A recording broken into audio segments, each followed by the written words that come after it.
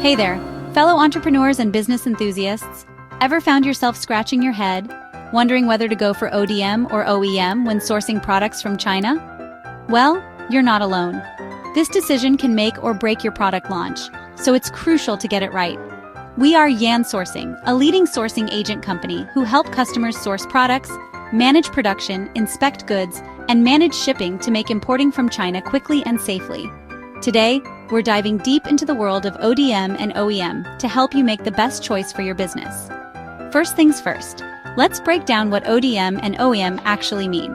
ODM stands for Original Design Manufacturing, while OEM stands for Original Equipment Manufacturing. Sounds similar, right? But trust me, they're quite different. Let's start with ODM.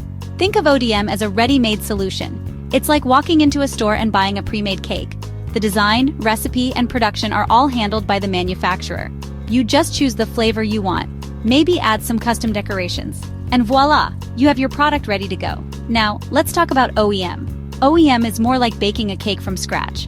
You come up with the recipe, choose the ingredients, and then hire a baker to make it for you.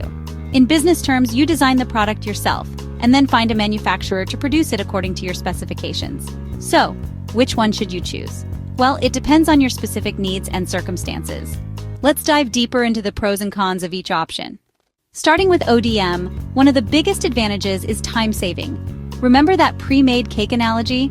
With ODM, you're essentially skipping the whole product development process. The manufacturer has already done the research, design, and testing. This means you can get your product to market much faster. Another benefit of ODM is cost effectiveness. Since the manufacturer is producing the same product for multiple clients, they can achieve economies of scale. This often translates to lower costs for you. ODM also reduces your risk. The product has already been tested in the market, so you have a better idea of how it might perform. However, ODM isn't without its drawbacks. The main one is lack of uniqueness. Since you're using a pre-existing design, your product might not stand out from the competition. You also have less control over the product specifications and quality. Now let's look at OEM. The biggest advantage of OEM is customization. You have complete control over the design and specifications of your product. This means you can create something truly unique that aligns perfectly with your brand. OEM also gives you more control over quality. You can set your own standards and work closely with the manufacturer to ensure they're met. Another benefit is intellectual property rights. Since you're designing the product, you own the rights to it. This can be a big plus if you're planning to build a brand around your product. But OEM has its challenges too. It typically requires a larger investment of time and money. You need to handle the entire product development process, from initial concept to final design. This can be time-consuming and expensive, especially if you're new to product development. There's also more risk involved. Since you're creating a new product, there's no guarantee it will succeed in the market. So, how do you choose between ODM and OEM? Here are a few factors to consider. Time. If you need to get to market quickly, ODM might be the way to go. Budget. ODM is often cheaper, especially for smaller orders. Uniqueness. If having a unique product is crucial for your brand, OEM might be better. Experience.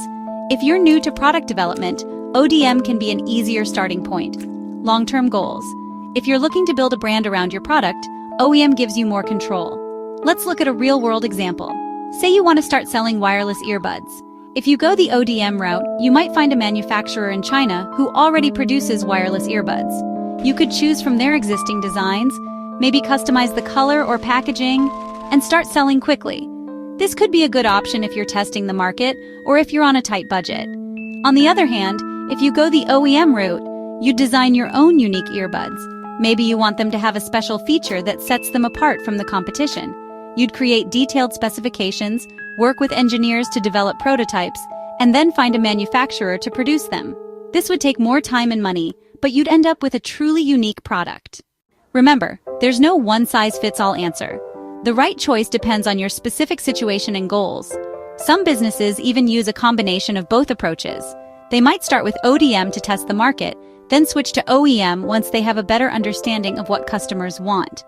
Whatever you choose, make sure to do your research and communicate clearly with your manufacturer. Ask lots of questions, get samples, and don't be afraid to negotiate. Building a good relationship with your manufacturer is key to success, whether you go with ODM or OEM. So there you have it, a comprehensive guide to choosing between ODM and OEM when sourcing products from China. I hope this helps you make the best decision for your business.